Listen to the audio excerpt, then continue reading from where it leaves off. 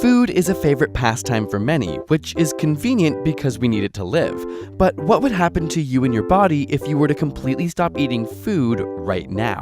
In the first 6 hours, all is fairly normal. Your body begins to break down glycogen, which stores energy in your body, into glucose, which your cells use as fuel. Around 25% of energy generated this way is used for your brain alone, while the rest goes to muscle tissue and red blood cells.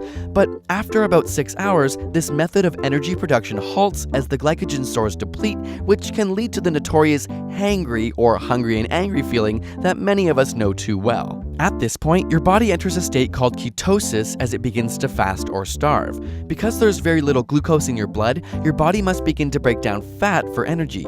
This fat is in turn broken down into fatty acids. However, your brain can't use long-chain fatty acids, which is a problem. Because there's no more glucose and the fats are too large to cross the blood-brain barrier, your brain changes modes and begins to use ketone bodies for energy, which are short-chain derivatives of fatty acids. This works for the time being, but ultimately only 75% of the brain's energy requirements can come from ketones.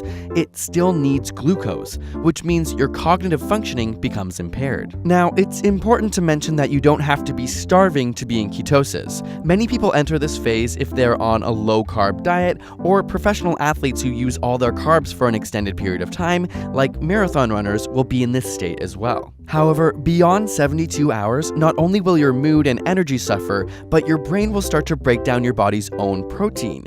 The proteins release amino acids which can be converted into glucose, which is great news for your brain, but bad news for your body. Basically, your body is cannibalizing itself by destroying your muscle mass. In women, undernutrition often shuts down the menstrual cycle as the body tries to reduce energy expenditure.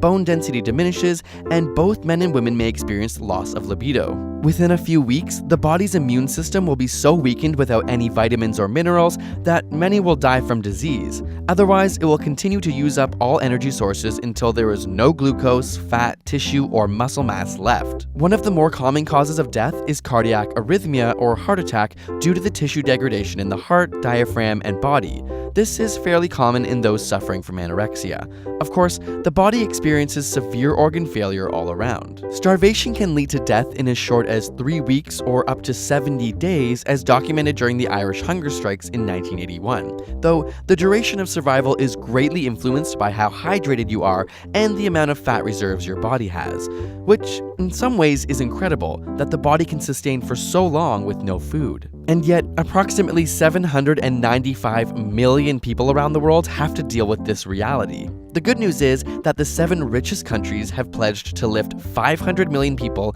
out of hunger and malnutrition by 2030, but we need to hold them accountable. We're working with an organization called Global Citizen to do just that, and here's a really easy way that you can help out too. By sharing this video and then heading to the Global Citizen website form here, you'll be adding your voice to an important educational movement towards ending hunger worldwide. You can click the screen or use the links in the description. It really only takes a few moments. And subscribe for more weekly science videos.